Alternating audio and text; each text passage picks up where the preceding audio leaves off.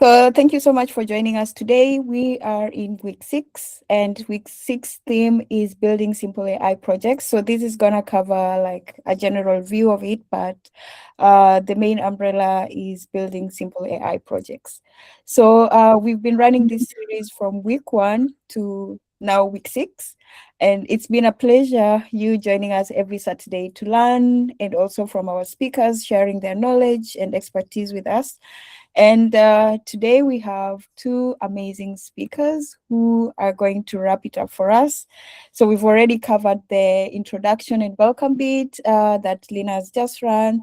And now we would have our 2 speakers, starting with Nicolas. He's going to talk about generative AI interfaces that create themselves.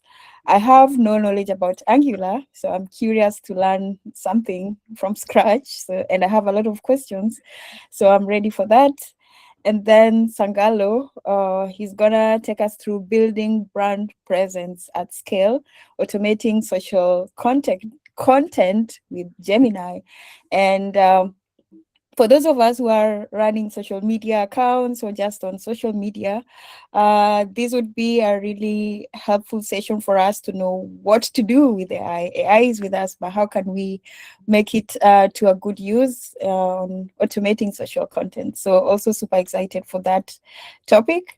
And then we would have our final parting shot, and then we would see how to take it up from there. But super excited, and I would hand it over to our first speaker, Nicolas, who's gonna take us through the generative AI interfaces that create themselves. Thank you. Great. Now let me share my screen. Yes.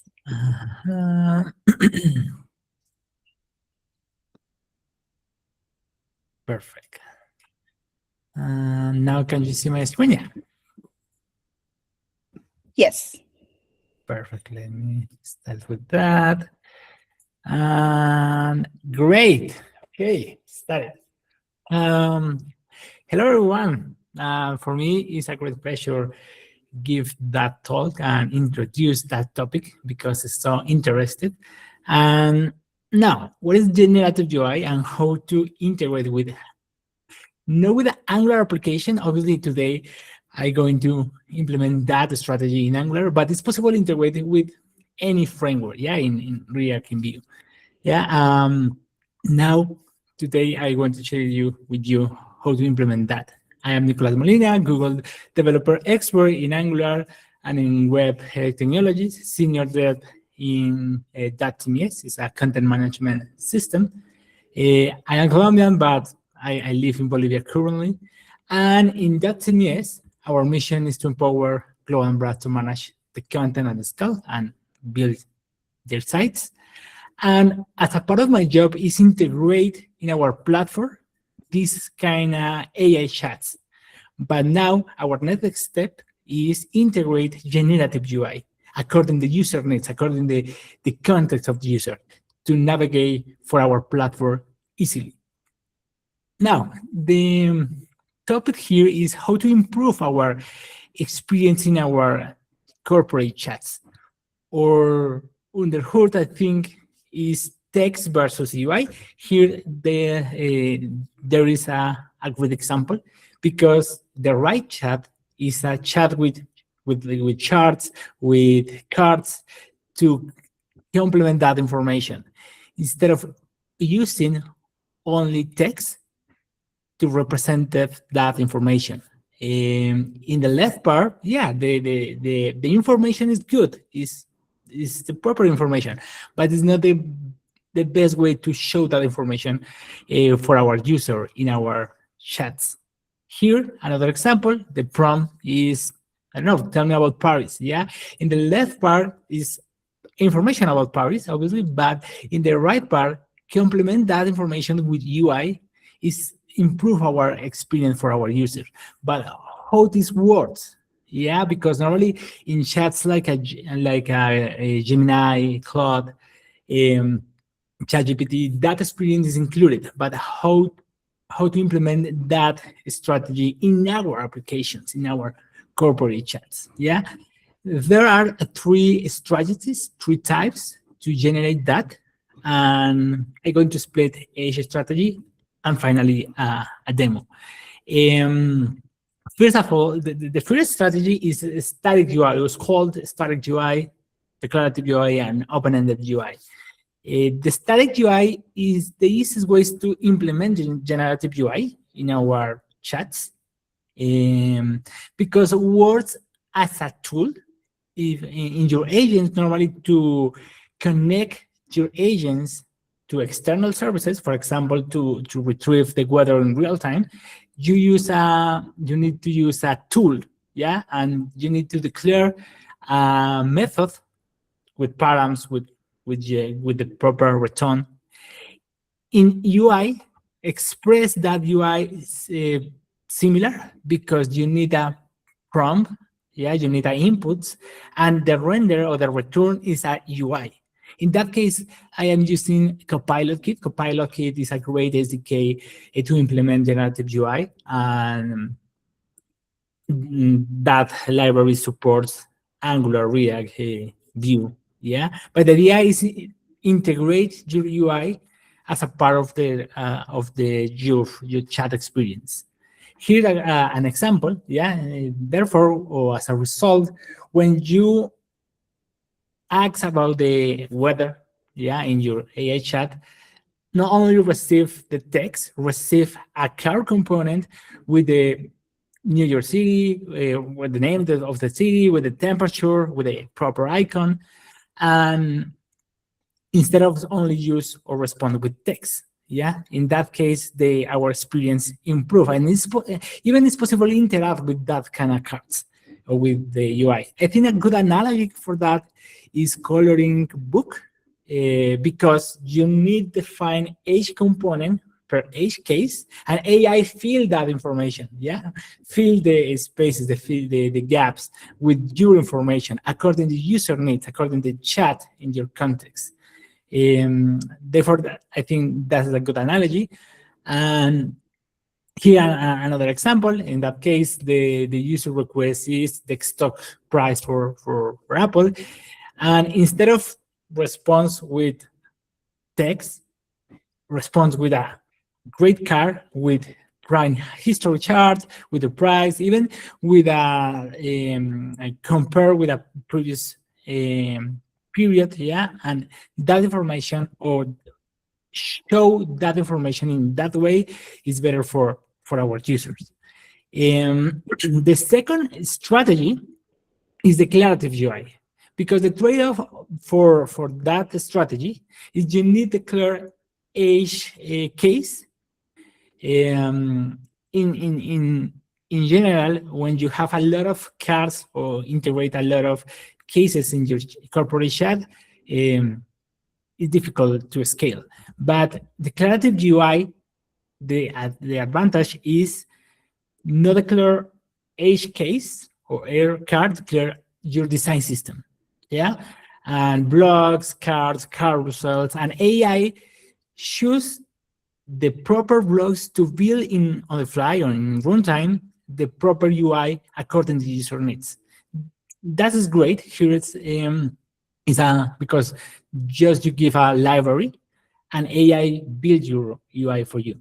And you need a protocol, and a good protocol to achieve that is A2UI protocol by Google. And you need to follow a specific protocol because large language model responds in text, yeah? Therefore, you need to express that UI in a text. In that case, in a JSON format. Let me show you some examples. In that website, they are a great gallery for that. And for example, in that case, to express this card, the user profile card, yeah, this is the card, but you need to express that card in a JSON mode. Express the UI in a JSON mode, yeah, in a JSON way. And the data is another JSON. Therefore, you need to follow that standard and express your UI in a JSON way to connect and generate in a streaming mode, yeah, in your AI chat. To implement that, Google has a great libraries to implement that protocol. Obviously, using Google ADK, for example, is easy to implement. And in the front-end side, you have a library to translate that protocol in your UI. Even the support is for React, for web components with Lead, with Angular, with Flutter, and for Android and iOS is work in progress. Yeah, but you need follow that protocol to achieve that. Therefore, I think a good analogy for that is Lego blocks, because AI chooses the proper blocks to build your UI on runtime. Yeah, and finally, the protocol is open-ended UI.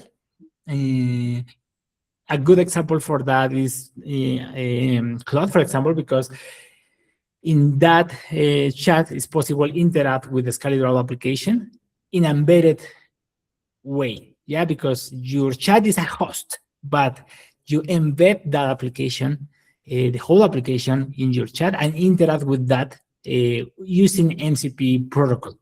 Yeah, even ChatGPT has a great another SDK to implement that, but under hood is an iPhone. Yeah, it's an embedded application and use MCP applications or MCP protocols to connect with that applications. I think a good analogy in that strategy is like a museum, because you act as a host, but each picture is a new experience and it's an embedded application. Therefore, yeah, this is the three ways to achieve the declarative UI, or to achieve generative UI. Yeah, with the static UI, declarative UI, or an open-ended UI. Today, the idea is started with the static UI. And let me show you the demo, the funny part.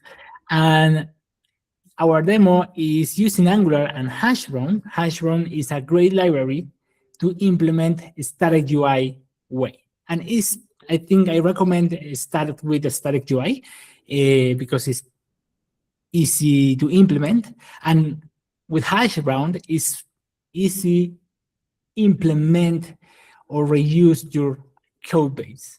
Yeah, let me show you the land page. This is Hashbrown with the landing, and in that case, the support is for React and for Angular and for React, and it's possible to connect with another models. And again, I really like that library because it's possible reuse your code base, your old code base, to achieve your corporate chat. Yeah. In that case, this is my demo. It's a simple store. Yeah. This is my store. Yeah, a normal store. All products, you know. It's possible to navigate with a carousel. It's possible to add products in my cart, in my bag, yeah, in my side, and yeah, it's a normal e-commerce, yeah. But here they are a chat using Angular and Hashbrown, and it's possible to interact with that in any language. For example, hi, good morning, yeah, because for me is in the morning. And in that case, receive the response, yeah, hey, good morning, yeah. The response is, what can I help you find in the NG store catalog? And let me zoom here and show me winter products, yeah, you know, products. Now I'm waiting for the response, and he connect in my catalogs, in my REST API for that products, yeah. But not only text, responds with the proper UI to show me that products, yeah. Instead of only respond with text, because obviously the text is functional, but hey, it's not the best way to interact with my experience. In that case, that is my product. It's possible to navigate across that, yeah. For example, see the beautiful boats, and That's great, yeah. But in that case, works as a filter because it's possible, yeah. For example, now show me summer products, yeah. In that case, works as a filter instead of use a complicated UI with a lot of filters, with range, with price, yeah. Using AI to filter that and show that products using text or complement that information with a card in a real time, yeah. In that case, this is my, according to my catalog, this is the summer products, yeah. T-shirts, glasses, yeah, shorts. Now, in my catalog, let me show you, they are electronics, yeah? For example, something like that, yeah? Or even this another catalogs, clothes, or something else, yeah? Now, let me show you, create another example. Show me, I want products for my kids. I don't know. Yeah. And wait some recommendation according to my catalog. Yeah. And now let me wait for the response. And yeah, that product is good for my kids, I think. Even the first one is a good product for my kids. Yeah, this is the way. Okay, how this work under hood? Yeah, this is the important part about that talk. Here is the repo. Yeah, it's possible the clone is a public repo, it's a mono repo with a good README, and in that repo it's possible see the code. Okay, but let me explain how it works. Okay, first of all, you need implement, or the first part is implement your server. You need a server to intercept each request from your user, and you need a grab or act as a grabber, because Hashbrown need intercept that request to add some pieces of code to detect what is the proper UI to render. Yeah, in that case, you need a server. If you're using server-side rendering, it's possible to reuse the server file to connect or to reuse that. But in any case, it's possible to use Express or 𝗕𝗏 or any JavaScript server. But in that case, you need this kind of package, Hashbrown Google, to connect with Google. Obviously, you need a Google API key to achieve that, and that is the endpoint. That's it. It's so easy to implement this. The code is with a few lines. And if you find another models, it's possible to connect with another providers. In that case, this is the, for example, this is the example for OpenAI. Obviously, you need a new package, or for Anthropic, for example, it's possible to connect, but in that case, you need the proper package for Anthropic, or Google, obviously, because the model is so powerful, and that's the implementation. In my case, I had a Express server, yeah, and this is my my implementation. It's pretty similar to the documentation. Just even it's possible include a lot of models. In that case, I have two packages, Google and OpenAI, yeah, as a part of the demo. But you need a Express API or a Node server. Even it's possible to use another frameworks like a Fastify or even SDS or 𝗕𝗏. Yeah, here is the example to achieve that. Okay. This is the first part. You need an endpoint and connect the Hashbrown package to intercept the request. This is the example for Google, and this is the example for OpenAI. Okay, Now, in your Angular side, you need a special package for Angular, yeah, and you need that provide Hashbrown in your application. For React is different, but here is the my configuration in my Angular application, and just you need to declare that provide, yeah, and that provide is using Hashbrown package. In that case, you need install Hashbrown, a library for Angular. In that case, here is the good and a quick start documentation. That is your libraries to install, and include that in your application configuration in your Angular. Yeah, to inject that provider globally in your application. Now, the second part is connect. And this is the powerful about the Hashbrown, because just with that, you have a great agent running in the front end side. Yeah, using UI chat results. Results is a good strategy to use signals, the good reactivity pattern in the Angular side, and Hashbrown use that pattern. In that case, the good method for that is UI chat results, and you need 4 things for that. Obviously, a model. In that case, I am using Gemini 3.1, yeah, flashlight, and a system prompt. In that case, is your personality, the ways to respond, yeah, tools to connect to external tools, and your components. In that case, that component is to render, to embed that components according the raw data, according to your tools data.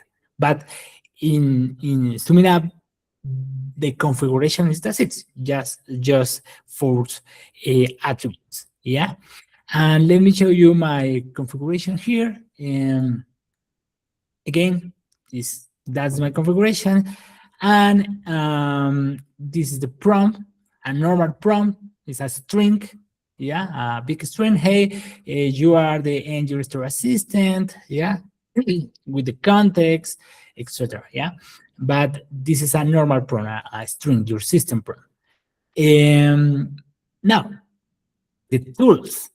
The tool is so important because it's the way to connect. In my e-commerce, I am using, or in Angular, a good pattern is services to connect with our REST API. Even if you see the network here in my network, yeah. To retrieve that products, I use a endpoint. Yeah, a normal endpoint to retrieve that the products, yeah.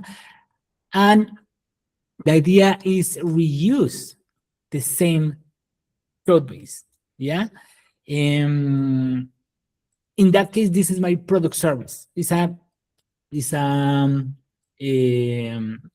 class with my methods to connect with REST API, yeah. Get all products, create product, yeah. You know, the classic CRUD, create, update, yeah. And normally in Angular, the good strategy to achieve that is create a service with all your methods. Here is my my service, yeah. Get all, get one, yeah.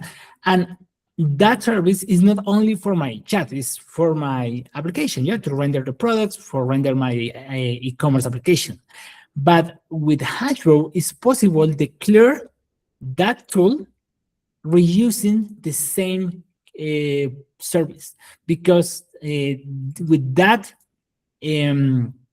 package, or with that method, you need Express as a tool in your AI chat.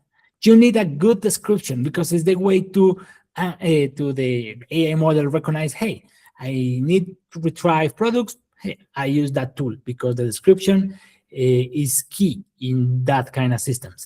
And the handler is a assign method to to retrieve that products. In that case, using inject by Angular, reuse the same service and just retrieve that product in a assign mode. In that case, I am using last value from RxJS to transfer that because the return for that is an observable, but I need an assigned response. Just transfer that with last value from, and that's it. Yeah, but it's possible here using fetch. Yeah, with a fetch, it's possible connect with my API and return that product, and that's it. But in that case, just I am reusing my code base with my product service. Okay, this is my tool. My tool allow me connect with my system. Even it's possible connect with the context. For example, with my bag or with my car service, yeah, to retrieve products in my store, or the user session, yeah, to customize my prompt according to the user information. Yeah, it's possible to reuse all my Angular architecture and express as a tool and give that tools in my agent from my front-end application. Okay, that is, but here you connect that or you receive that products in a raw data. Yeah, it's a JSON, it's an array with data. Now, the important part here is transfer that data in UI, yeah? In that case, you need to express that as a component, but it's not normal components. Let me show you how it works. You need a traditional, a normal Angular component, but you need an extra library or method to expose that component for your AI or for Hashbrown. Yeah, in that case, this is the normal Angular component chat product list. Yeah, but you need expose component. That method is by Hashbrown Angular to give more context about that chat. In that case, you need a description. It's a similar idea for tool. Yeah, you need a description. In tool case, that description is to retrieve that information, but that description is to render that information. In that case, description is, hey, 2 colors width for catalog products. Yeah, is the goal for that method. But I am reusing my Angular component, chat product list component, and just expose that component in my AI with a good description. But that library, that component has children, because that chat products list is not the product itself, it's just a wrapper, acts as a wrapper for each component. But the responsibility to render the product itself is this component. Let me show you how it works, that component. In that case, that is my car product component with the HTML. Yeah, this is my HTML to render a product. Even it's possible to reuse the same component for other sections in my e-commerce, not only for AI chat, but that is the good part. In that case, that is the title. Yeah, I need to express the inputs, but that is a normal Angular component. Yeah, it's Angular, and that's it. Yeah, but in that case, you need to expose that component again using that special method by Hashbrown, but you need again a good description. That is important because AI need to recognize each input to fill that information properly.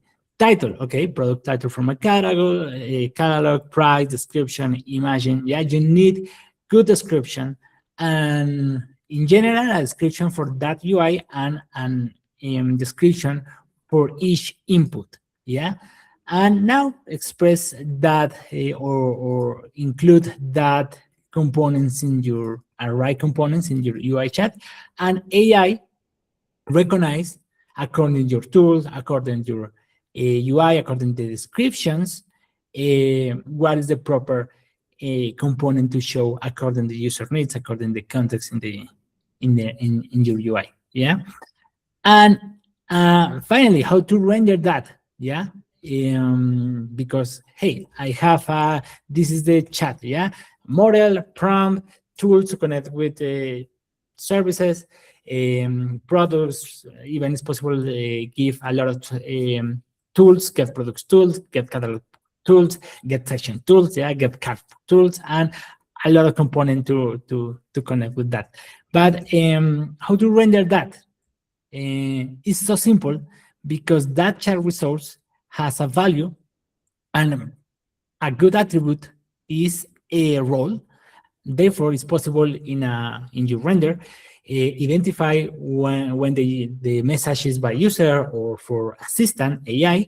But here is the important component, Hashbrown render message, because Hashbrown render message is a special component to show or to connect UI with your text, or even when the text is not necessary, when the UI is not necessary, just render a text and that's it.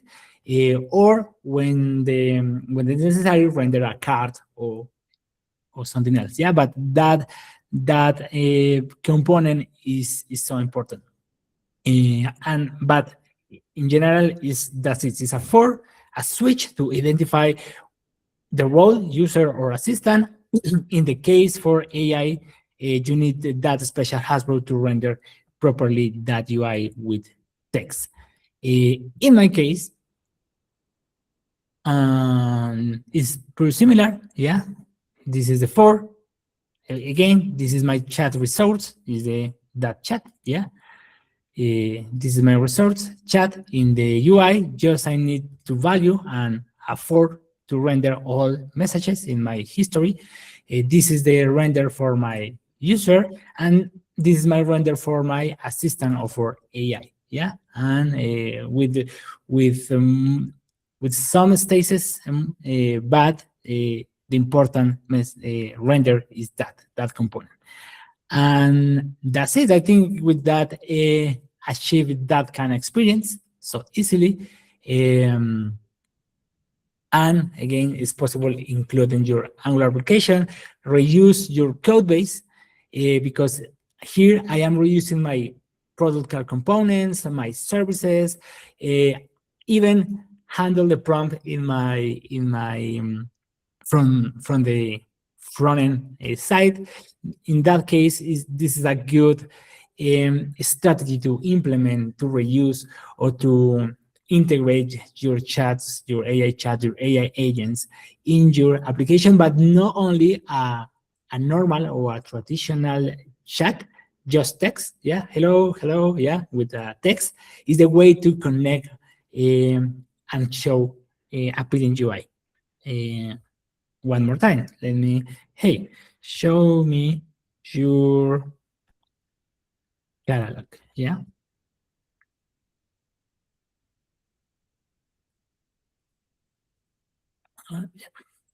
Here is connect, and after that connect with the render. Yeah, and in the Hashbrown there are good guides to connect, to improve your system. Even they are good repositories with good examples.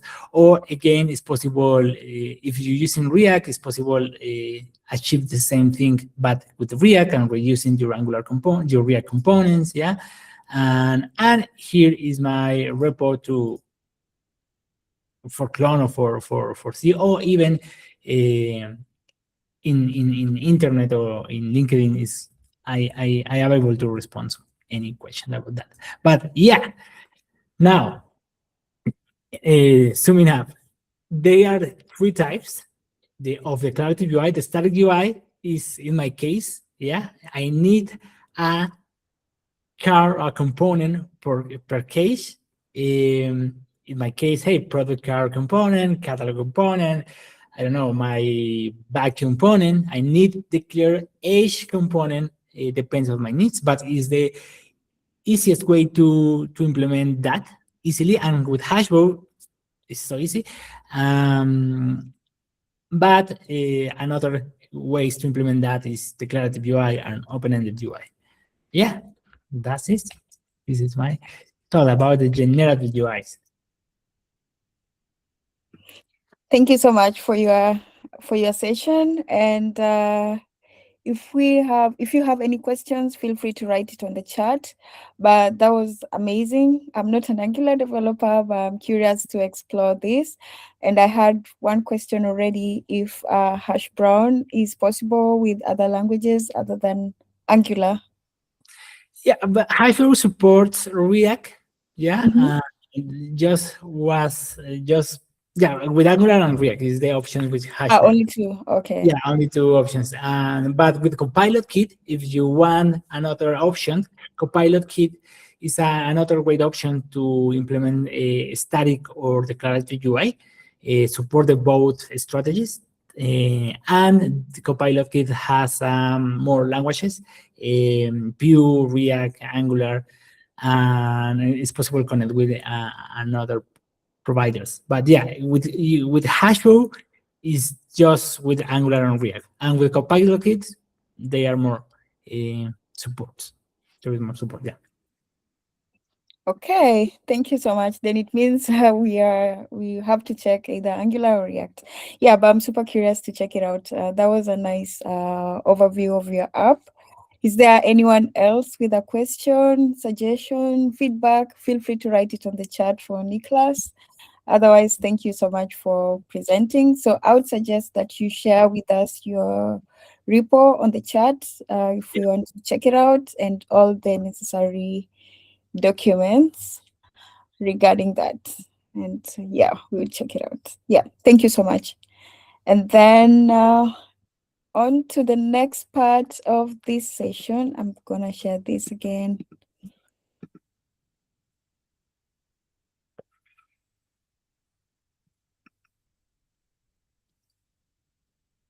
Okay, so on to the next part. So thank you so much for our first speaker, Nicolas, for taking us through the generative UI interfaces that create themselves. And now we would go to our second speaker, Sangalo, and he's gonna talk about building brand presence at scale, automating social content with Gemini.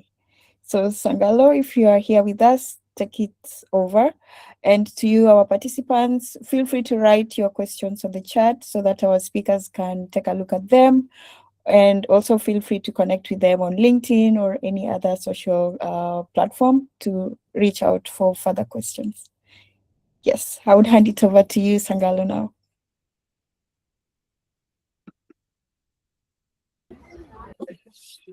Hello. Hello. Can you guys hear me very well? Yes, we can hear you. Perfect.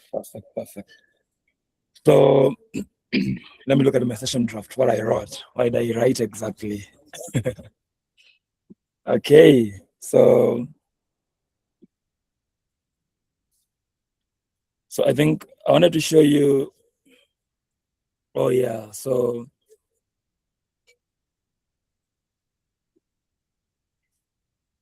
I think most of us here are in some social platform, either you're on LinkedIn, you're on Facebook, or you're on X, you're on Twitter. All these are places where like you put content to engage your audience, to grow audience, because like in this time and era, social media is very important for any single business. And usually, from experience, it's a very cumbersome process. So oftentimes, you find yourself, you need to write a blog for X, or you need to write a blog for LinkedIn. You need to write a blog for your website, and you have to keep like this kind of sort of calendar, right? For content. And I figure like at this age and era, I feel like this is something we should be able to do very simply. Okay, not very simple. Okay, yeah, truly, very simply, and also very, very fast, I would say. So I'm going to share my screen.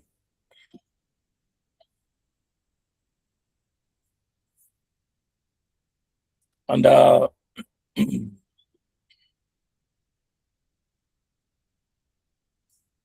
you guys see my screen?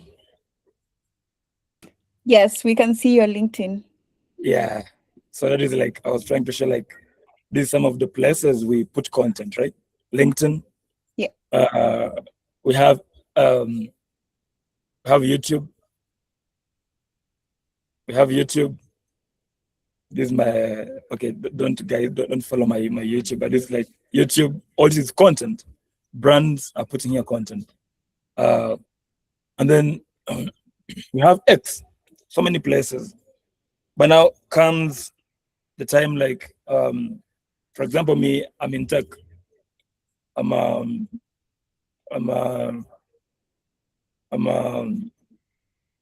founder. I'm a CTO, but I also have my own other stuff. So usually I find it usually very hard. I hate writing content. I hate writing blogs as much as a GD is one of the things that I'm supposed to do. Then I hate engaging in this in the content itself because it's cumbersome, it's exhausting, it's too much. So today, when I came here, I wanted to demonstrate something.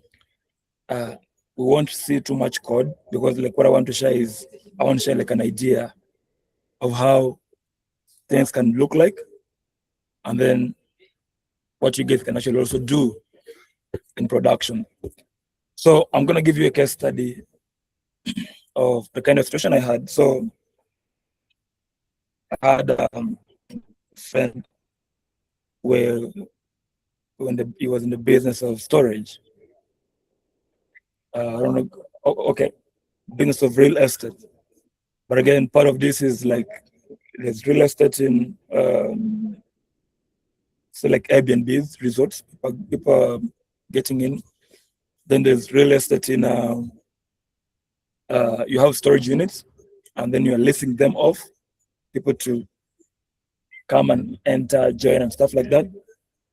And then you have storage where like you buy undervalued assets, real estate, undervalued assets, and then come and develop them.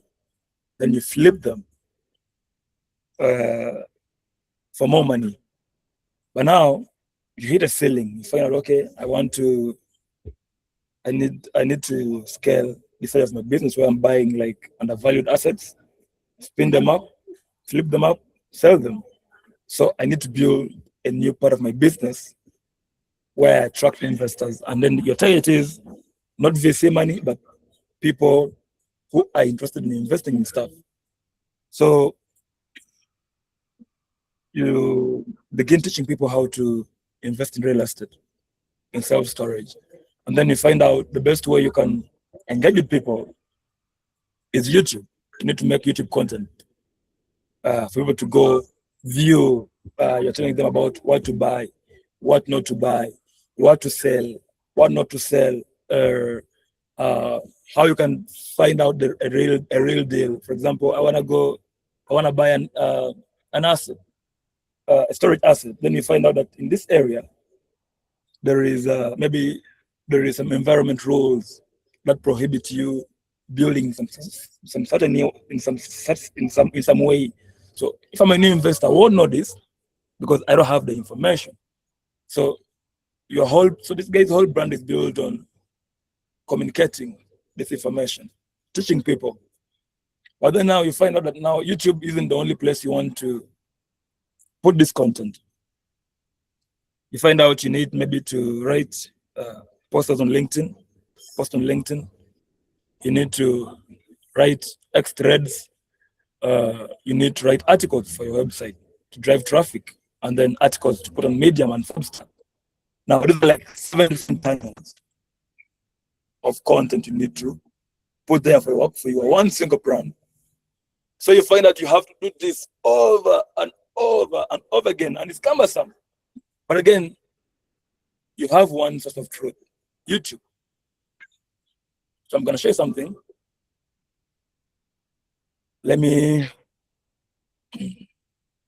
So I built something tiny here.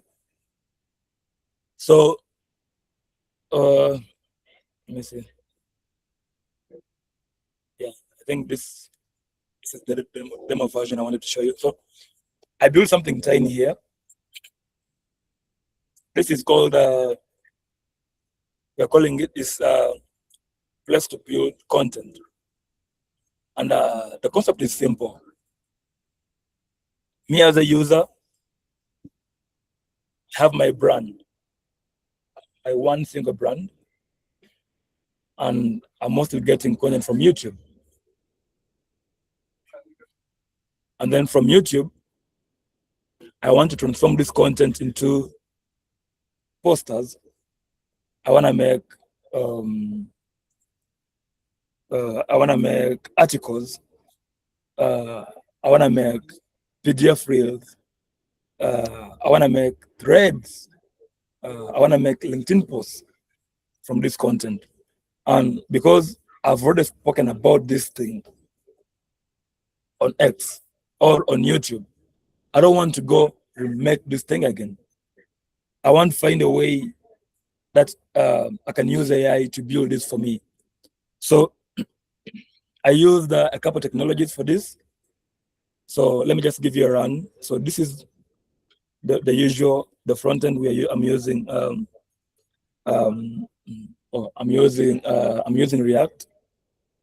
And then the backend I'm using Node.js. But I think the most fundamental thing running this is a framework, an AI framework, an agent framework called 𝗕𝗵𝗁𝗀. It's here. It's open source, so I'm using this framework. Oh, sorry. I'm using this framework. I think this is the GitHub repo for it. Let me see. Yep. This is the GitHub repo for the framework. Now, this framework is what is running. So it's like I got a front end and dropped it on top of this framework. Now, let me just give you a demo of what I'm talking about, so that let me find YouTube.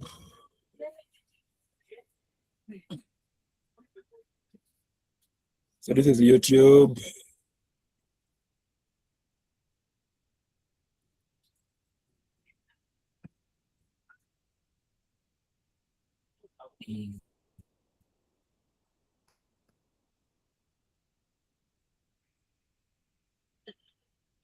So let's just copy this URL. I'm gonna put this here. I'm going to come and generate content.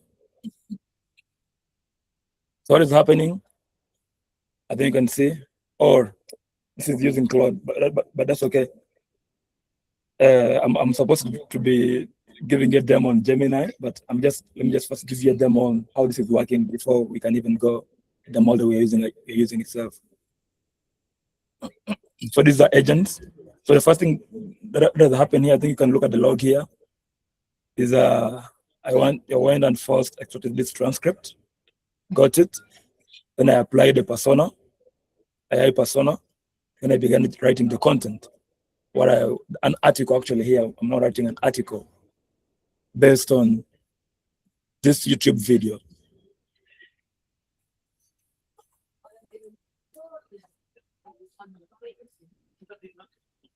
One minute, so it runs and complete.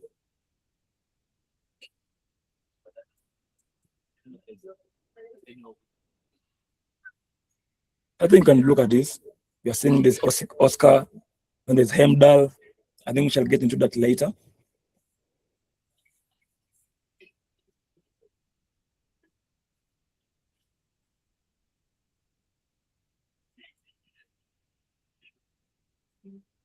Done. And then you can look at this. So you can see this article here, why self-storage successors with better systems, has generated this. I mean, this YouTube video has given me this article. And what I've done is I just got a URL, a YouTube URL, put it here. And then what happened, I have these agents built for me this article. So you could read it. And it cost me, so it cost me $0.28 to produce this.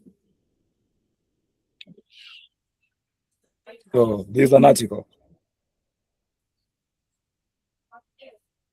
Now, and usually when I'm having an article like this, maybe I might want to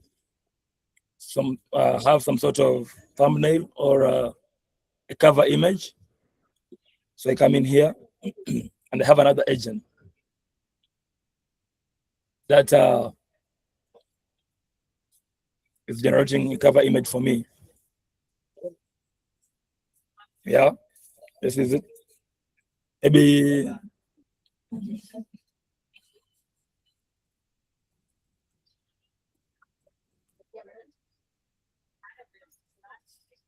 let me see.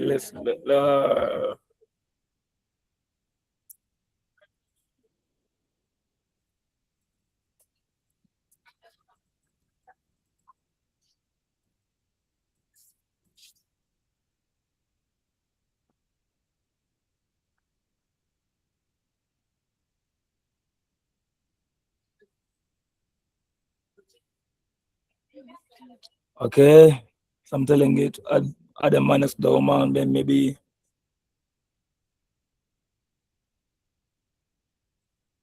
let's go with concept one.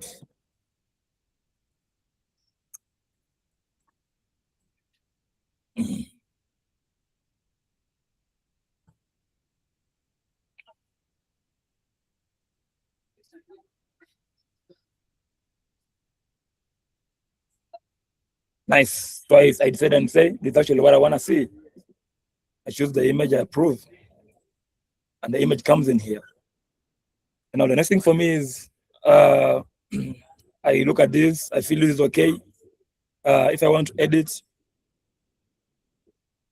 I come in here, I manually edit this, maybe whatever. And when I'm done, I save this. Then it's now final. So I submit for review and I choose people who are going to come and review this. So for example, I choose this guy. I submit this for review. Now the person who has received this is going to go review this. Now let's look at something. I want to show you something that has been reviewed and approved, but hasn't been published. So for example, this was reviewed and approved, but nobody published it. And what I've done here is I'm now having a link that is now pushing this to the website. I publish it to the website. Done. So if you go to my website, you're gonna find this article here. So let's see. Oh no, it won't be there.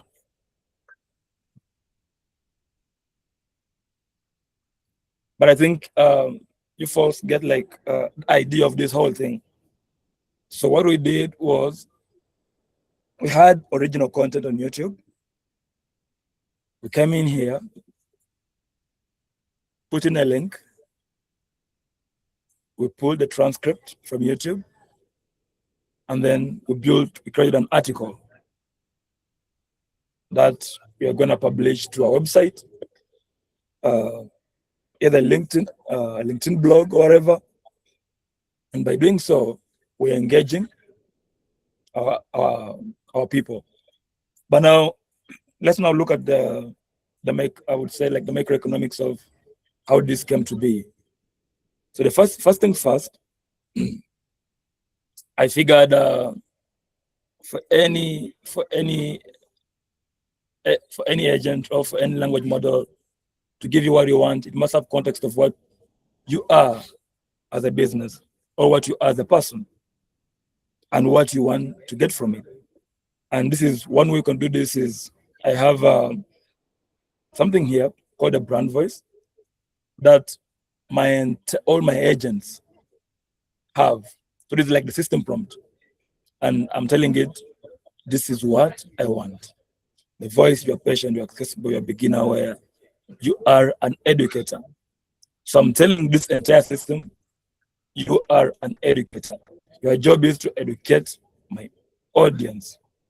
And then the next thing I have here is, by now, as an educator, sometimes I could come to teach. Sometimes I could come to just be a fun person. Sometimes I could come to sell because I'm a business. So I'm educating, but I want to sell it. I want to sell too. So what do? I have now social profiles that I'm giving my agents. And I can create as many of these as possible.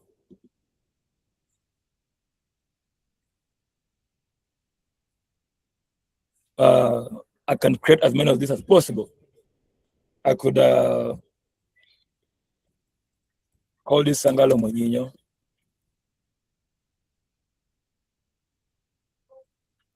And this profile is going to be for LinkedIn and X.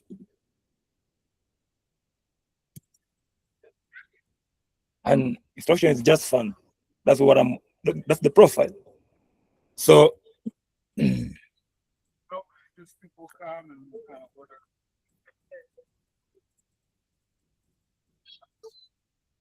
so the demo I showed you guys was limited to articles.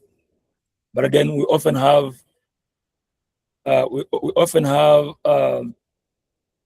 content comes in so many different forms. I showed YouTube, which is video content, and I've showed you articles. But again, we have now the traditional social media where people are kind of having people have to generate stuff like posters. You want to generate, like, for example, X, you want to generate reels. On LinkedIn, you want to generate little small content. And all this is content you need to make as a business. So in here, I want to show you an example of how now. Now, remember, like, we made an article earlier before. Now I want to use that same article. So I got the video, I got a transcript, I made an article. Now I want to get that same article and I want to create more content. So I'm going to come in here and I'm going to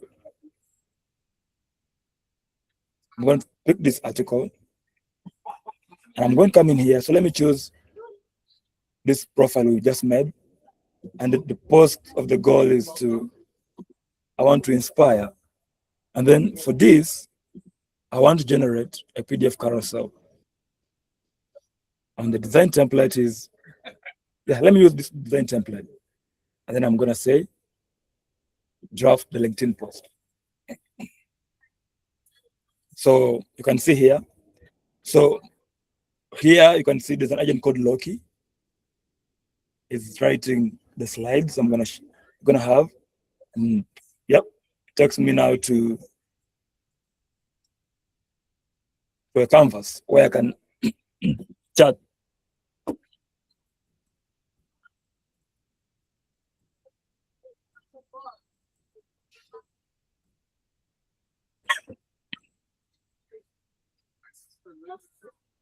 So I really like it, so at least. And then I say, finally, then render. Now this is the final review, the final stuff. I think you can look at what it has generated. So this is like the things you can edit, presentation of what it has generated. Now this is the final thing you're gonna see on LinkedIn. When I post this PDF, it's gonna look like this. So my goal before was to be fun. That is the person I chose. And it's telling me here, the coach button is alive. Social media says you raise storage rates from your coach and get rich. Nobody mentions that 24 hours of the day. And I'm having here, so I think you get the gist. So I've made this content, all this content from one single YouTube video. I made an article. I made a PDF carousel. So let's see if you can use the same article to create a thread. So for this, I want to choose this persona, and I'm gonna say I'm drafting an X thread, post on X.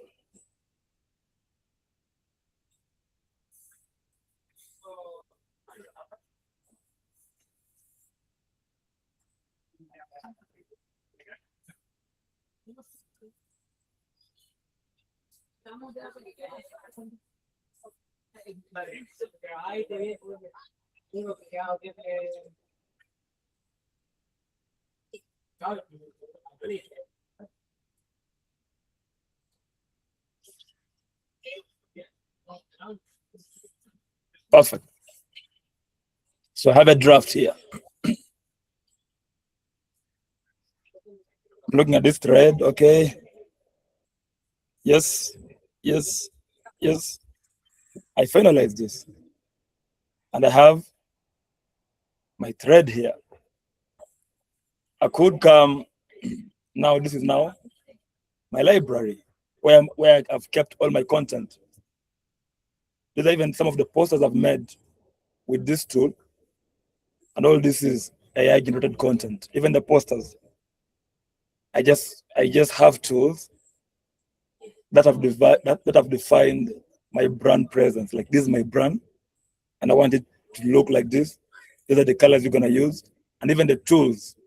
Because I was so obsessive about the brand, I built tools to define the brand, even how you're generating this article. So, for example, this poster, it isn't AI generated as per se.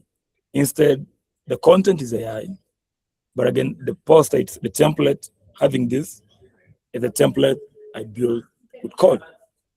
So the agents are using this as a tool.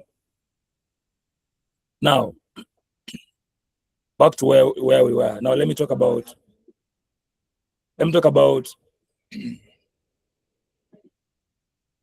how we're able to achieve this. So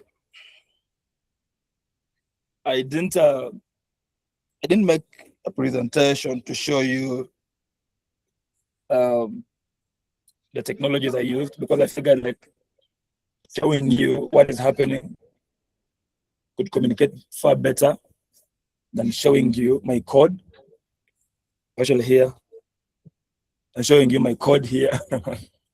So I figured I should come show you this. Now, let's talk about the mechanics of how this happened. So first of all, I mentioned earlier, I used a framework. And to create this, now this framework has allowed me to have a network of agents. When I put a YouTube link here, what happens is I'm getting the transcript, which is now like what I've been speaking on YouTube. And then I'm giving this, you remember like we had a couple agents here. Okay, let's get a different, so we can look at.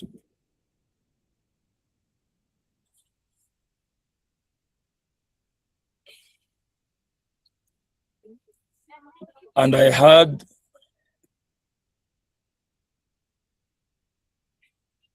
a couple agents here. We had this, we are still using Claude Sonnet, which is okay. So I had an agent called Oscar. I think the impression was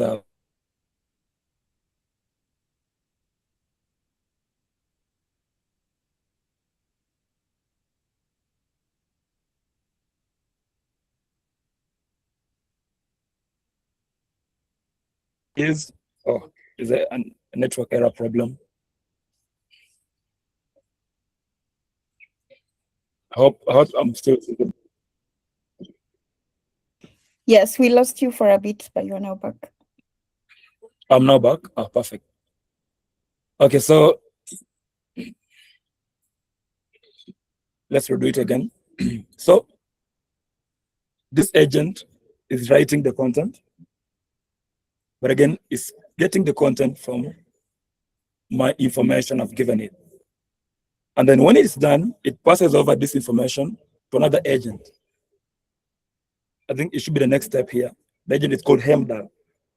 And this agent's sole purpose is to look at everything that Oscar's written, audit it.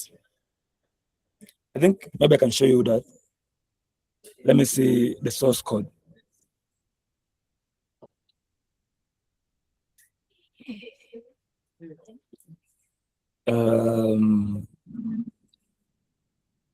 I'll first finish at least. Oh yeah, so it's telling you 𝗕𝗵𝗁 is reviewing the draft for accuracy, tone, and polish. I will finish.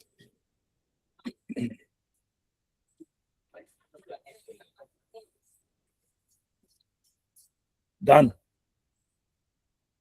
I think you can look at this. 𝗕𝗵𝗁 is the watchman for the query. After Oscar writes a draft, he checks every claim against the source video, tightens tone, polishes the prose before it reaches your library. Here's what he changed. Constant, change to stressful. Define theorem software inline, customer relationship management to fit the application persona role. Fixed partner or automate to partner out or automate for clarity in the framework section. Minor grammar. Verified all claims against transcript. 70 million, blah, blah, blah, all this. And now let's look at source code behind this. No, it should be here. Odin. So this is Odin agent. And then it's having, right now, it has a fleet of 1, 2, 3, 4. So we have four agents here. So Odin is the master agent. And as you can see, the prompt here is like, this is the simple prompt it has. 𝗕𝗵𝗁𝗁𝗁, constructor, master agent. This is the expertise it has, the workflows it can do, its reasoning protocol. And then I have the delegation rules, what it can do, or who it can delegate to. And then I have some featured examples of what it can do. And then in here, I'm having Oscar. So Oscar is the guy who is writing my blogs. And I'm telling him that the master blog writer for Content Forge, to transform raw video transcripts into application long-ready blog post, all this. And then I'm having this guy here called Loki. Oh, I'm having 𝗕𝗵𝗁. Now this guy here is the quality gate for Content Forge. And his job is to receive finished blog draft and all this. So mandate is to fix, to write, correctness, fidelity, tone, AI, like I think everyone has been a victim of this. Like you give AI content or instructions to make content for you. Then after tell it, make this look like this not AI, like make it humanize it. So it does the same. It eliminates M and N dashes, cast with a comma, and then I have an output. And I'm telling it, return the completely correct draft in Markdown, the entire post from H1 down. So all this. And I'm having Loki. And this is the guy who generates my video content. Not video, actually, my image content. And all these are like prompts that are driving all the content I have as a brand. Now, I think I've now seen like the engine behind this. Now let's look at the the AI integration we have here. So this is just a profile. My target word count is this. And then this is the integration I made with the website. And then this is now the model provider I chose. If you choose here Gemini, and you choose Gemini 3.1 Pro. So this is gonna make, so by changing this means my entire platform is going to rely on the Gemini models. I don't know if I'm making sense. I feel like I've spoken a lot, and maybe I don't know if I've gotten what I'm trying to communicate. So my goal has been to communicate an idea. So even this, how you get content here, when you build this a simple, actually you can vibe code this. You build a simple application. Your goal could be maybe like your primary source of content is articles or YouTube videos and have transcripts, or whichever way you are generating your content. Or you could just have an idea, you come and write it, put it here, whatever the idea is.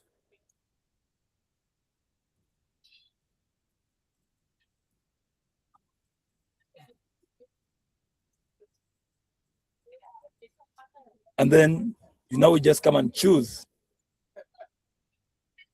your goals and the content format. And doing this, just make sure that you can have a brand, like an automated brand that powers LinkedIn, it powers X, it powers your Medium blogs. This blog can be on Medium. It powers your Substack. So you are feeding an entire community of people getting content, and you're only having one single source of truth. Could be your thoughts, could be your whatever, as long as AI can understand it and you distribute it across. So I think that is all I wanted to share today. Mostly share an idea. I know my post said I'm gonna show you Gemini. Probably I've shown you Gemini, but my focus wasn't to focus. I didn't want to focus on the models because models are models. Gemini is good. Claude is good. Grok is good. But the most important thing here I wanted to show you the idea of how you can run a brand, distribute content across multiple social media platforms, and have peace of mind, sleep very well. I don't have to obsess testing everything everywhere. So that is it. Unless there are some questions, I've come to the end of this presentation. Thank you so much for that presentation. You already have one question from Alex. If you want to reiterate it, feel free to go ahead, but he's asking about nose. Is it nose? Or I don't know. Oh, yeah. I use like most mythology for useful. What is that? I'm not aware of that mythology. What is it about? It's like, do you watch movies? Do No. you know Thor? Do you know Thor? No, I don't watch movies. But do you know Thor? No. Okay. So it's hard to say. It's hard to say if you don't know Thor. Like, do you know Avengers? The movie Avengers? No. Oh my God. Yeah, this Nicolas knows. Yeah, Thor. Yeah. So I like mythology. It's interesting. So usually when I build stuff, I tend to deviate to naming them with mythological names from Norse. Sometimes I go, yeah, I think that's it.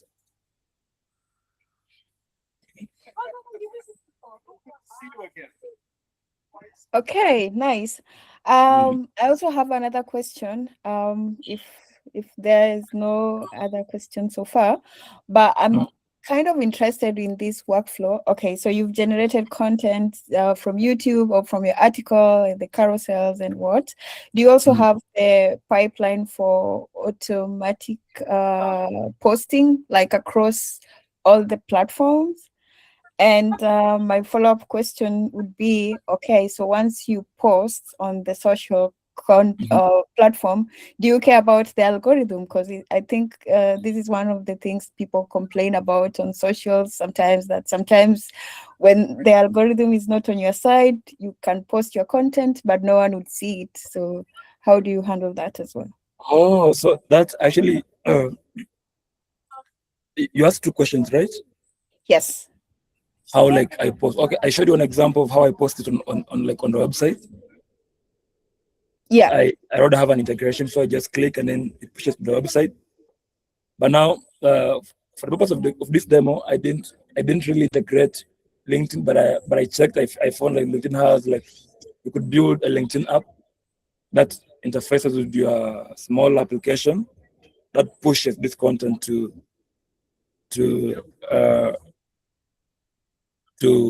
LinkedIn, and when it gets there, but now, and X is even simpler because X has like an API.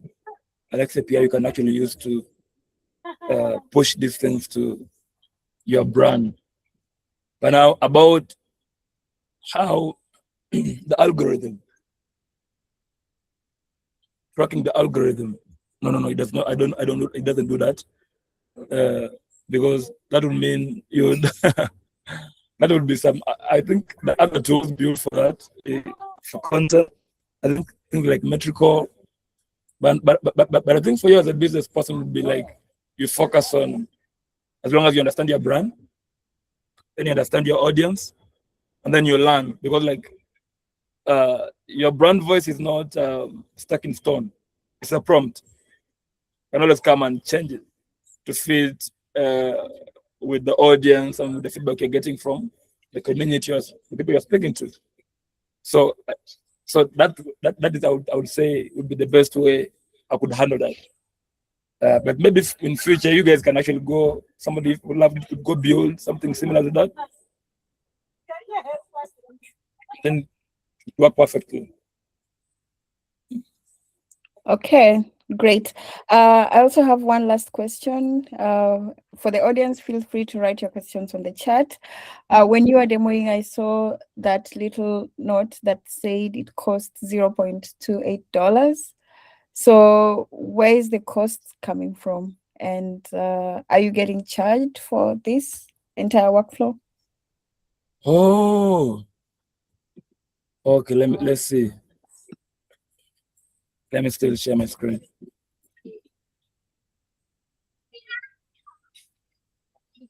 Can you see my screen? Yes, we can see it. Oh, this here, right? This here, right? Yes, that one. So I think usually I'm using 𝗕𝗏𝗏 in the framework I'm using. So all my prompts are passing through the 𝗏𝗏𝗏 library, and it tracks this kind of information. As you can see, the info is here. So it is tracking the image that generated my content. This one here, quality get, did quality checks. This agent here wrote, and it costs $0.28. Then this agent here, Loki, created social. And then Odin, this is the guy who is like the orchestrator, the guy who runs all these other agents. So you can see the models I used. I'm using Grok for image quality. Image quality, this is how much I'm using. 𝗕𝗏𝗏𝗏𝗁. Then I'm using Claude Sonnet. Then I'm using Gemini 3.1 raw preview. So in all, I'm using 4 different models. And I chose this based on like, I think my need, what I felt like each model is going to give me the best. So like Odin uses Gemini 3.1 Pro. So Gemini, this model runs all these others. This guy here uses this model. And then this guy here uses this model. And then this guy here uses this model. And then this guy here uses this model. But how I get the cost is just the library, the LLM library. Okay, got it. Yes. Cool. Yeah. Thanks for clarifying that. And I'll hand it over to Lina. Do you want to take us through the checkout parts of today?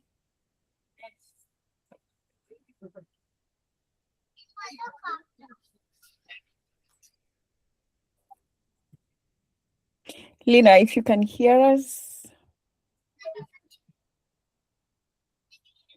Hello, yes, I can hear you. Yes. Good evening, everyone. Yeah. Yes, can you just give me like 1 minute? I set up, there's some issue on my end. Give me Okay. like 1 minute, I'll be able to share. Okay, no worries. Thank you. Otherwise, thank you so much to our speakers. And there's like a lot of possibilities in the AI world. And I'm pretty much interested to experiment like everything, because every time we have these sessions, you're like, oh, yeah, that's a cool thing to experiment. And I'll check out both Hashbrown and how to automate social content, especially as a social media user. So thank you all for your wonderful sessions today. Before we officially close it today. But other than that, as Lina is setting up, I'm kind of curious. Maybe I'll call you out. Let me see who to call out. Tracy, what do you want to experiment after today's session?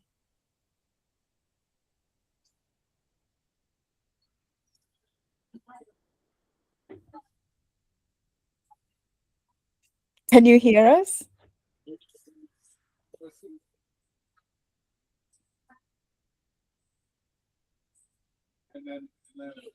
As we are waiting for Tracy, because she's shy, maybe Wendy, is there something interesting that you want to experiment after today's session?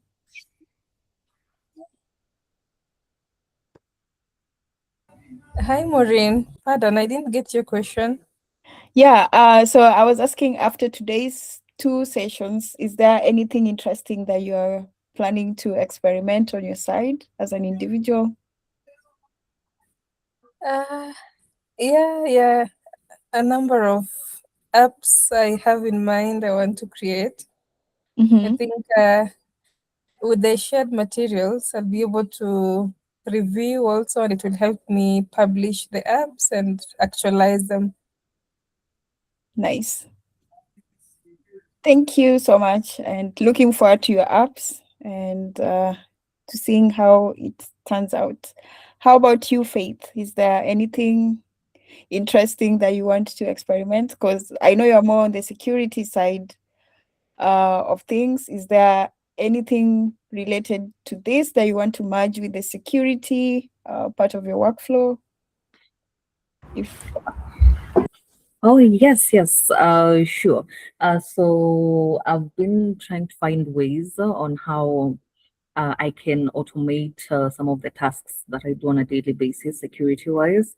And just from whatever has been presented today and the other previous weeks, maybe I'll just sit down and do some, see what I can pick now that we also do have the audios that you've been sharing from it. Yeah, I'm not really that big on the development side, but I think automating tasks is very, very important for us to not waste time doing the obvious. Yeah, yet AI is here, so we can always take that advantage.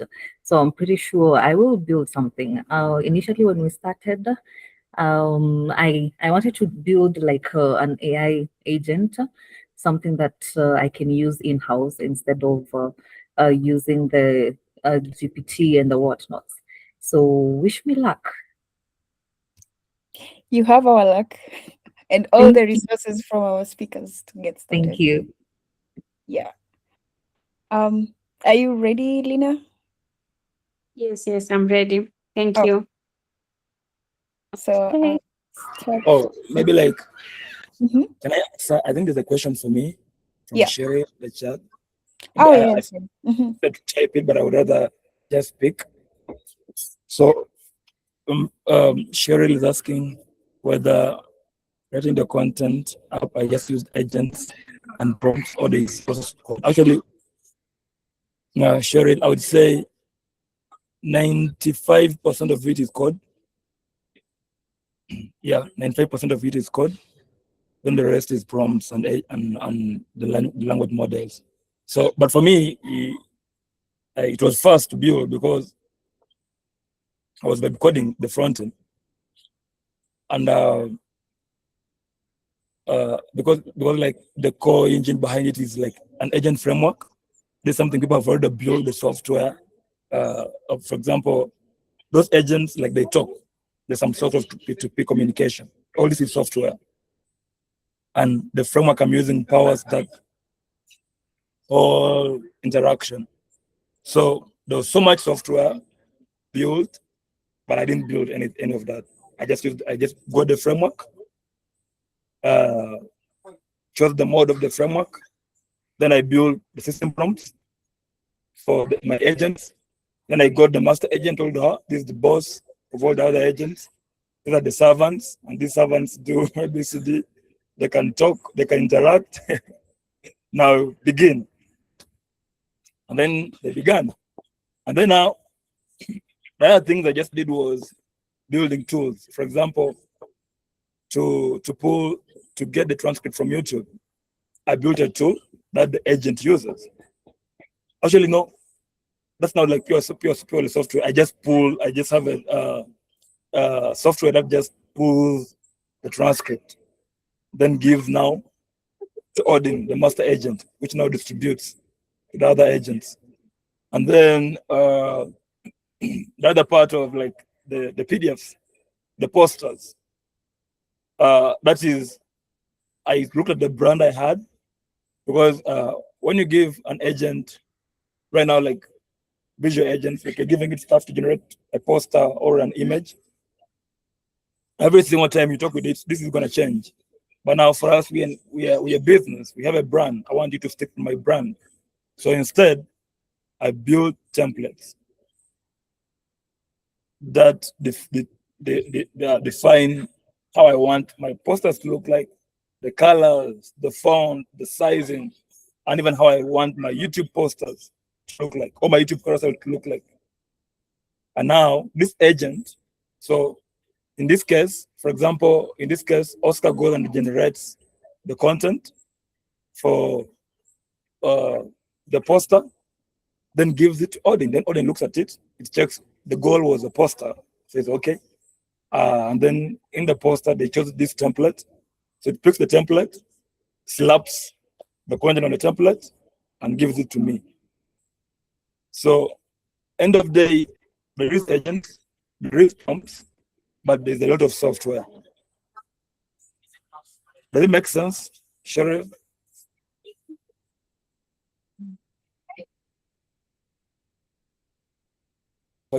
Sorry for interrupting, Maureen, you can proceed. No problem at all. Yeah, thank you. Lina, you can take it from here.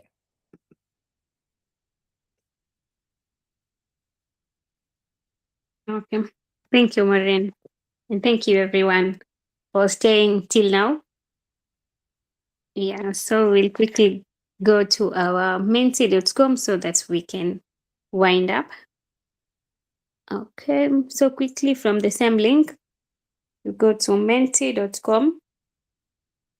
Okay, confirm whether you can see my screen.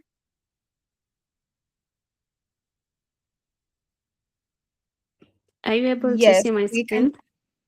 Yes, we can see it. Awesome. Okay, so from the same link, or you can scan menti.com, you put the code 29 19 22 39.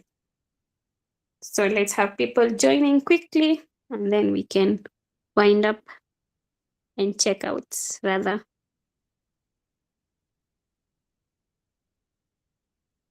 Okay, 0 out. Are we there? Yes, I think.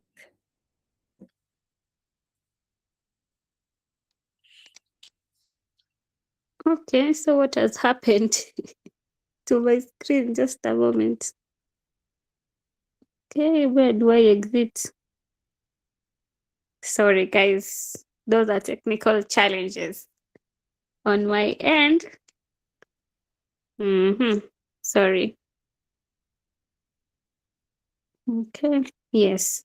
So when you have joined, just let me know so that we can proceed.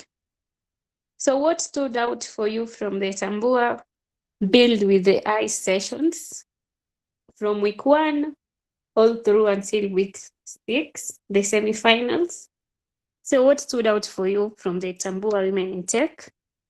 Tambua Build with the AI sessions. Great talks. Amazing shout outs to our speakers. They have done an amazing job. AI tools, intelligent speakers, they're really intelligent. If you're someone who is learning, you must have learned a lot. Intelligent speakers, the community. Yes, Tambua Women in Tech is an amazing community. AI tools, always learning a new concept. Angular session. Okay. So I think we should also have Build with the AI 2.0 or something like that. Prompting. Yes, what stood out for you? Angular is great. Content generation. What else stood out from the sessions? Love the Forge session. Awesome, awesome. Okay, so we can go to the next question. Okay, how are you checking out? We came here, others were hungry, others were sad, others were excited, but we came to this session. How are you checking out? Most of us were excited, yes, and eager to learn. Okay, so someone is saying inspired to learn more. Weekend build mood, excited. You're still excited. Awesome. Very, very enlightened. Someone is saying very enlightened. Okay. How are you checking out? Happy. Awesome. Awesome. Very inspired to build. Yeah. So shout out to our today's speakers. You've inspired us a lot. I feel like an AI expert. Thank you so much. Okay. So we already have, maybe for the next speakers, Maureen, we can get speakers even from the attendees. They are already AI experts amongst us. A lot of things to apply. Yes. AI tech lead. Awesome, awesome. Okay, so we can go to the next one. Okay, or we can give some time for the rest to respond as well. AI tech lead, a lot of things to apply. Yes, there is a lot of enlightenment, highlighting. Thank you so much, our speakers. Okay, so we are having the other question. I don't know why it's not giving the other one. My mentee today is misbehaving, guys. Sorry about that. So the next question was one word that describes your mood right now. One word that describes your mood. Where is it? Hope you can see it. Okay. And the other one is, how confident are you in building? What's up with this one? My mentee has refused, Maureen. Today, I think there are lots of questions, that's why. But the other question was, how confident are you in building simple AI projects? So you can feel how confident you are. Are you less confident? Are you confident, very confident, or extremely confident? So but for this one, perhaps you can respond on the chat. How confident are we in building simple AI projects? Yeah, that is it from my end, Maureen. And apologies for the technical hiccups. Thank you, everyone. Thank you so much. That was really nice to have. And it's great to see people inspired to build, and it's inspired to take this back. And like you mentioned, we have something coming up. So thanks all for joining our series from the beginning up to now. And we have new speakers every week who share new ideas to us, and we take time to experiment them. So we want to give this back to our audience, as Lena mentioned. So we would have week 7 for participants to show personal projects showcase. So we won't have a speaker necessarily. So it would be like, if you have a cool project that you want to showcase, you have a 5 minutes to pitch about it, tell us what it does. If you want to show code within the 5 minutes, yeah, feel free to do that. But we'll have it as more like a speed showcase for your personal projects. And I'm really curious to see what you've built over the past few months that you want to show us today. And that would be on 8th of August. So we would skip next weekend to have a break. And then on 8th August, we would come for our final session.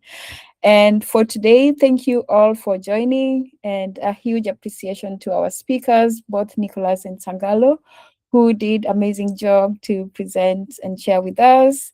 And if you have a question, feel free to reach out to them via LinkedIn. They are Google Developer Experts, which is a program by Google that allows them to teach and to mentor people. So feel free to just side chat them if it's not an AI topic that you want to reach out about. If it's Angular, if it's just like general catch-up mentorship, they are Google Developer Experts. So feel free to reach out to them. And looking forward to having you share your cool projects with us on August. And wait, today there's a lot of hiccups. Yeah, and that's all for today. And so for the Saturday, feel free to enjoy the rest of your Saturday. You can go ahead and do any other thing that you are planning to do today. If it's drinking, playing, gaming, just sleeping, watching movies. For people who watch movies, and for people who like to do sports, this is your time. But remember to experiment everything that we've been taught today, and feel free to reach out to us in case you have any questions, suggestions for the showcase. If you want to showcase something, yeah, we would reach out on a separate email so that we can get you on board for that. But really curious to that day, and we would have a theme. So for that day, which we would communicate. It's still a secret. So as of today, I don't want to take too much of your time. So feel free to enjoy the rest of your Saturday. And thanks so much for joining us. Bye. Bye-bye. Bye. Thank you for Bye. everyone. Bye. Thank you.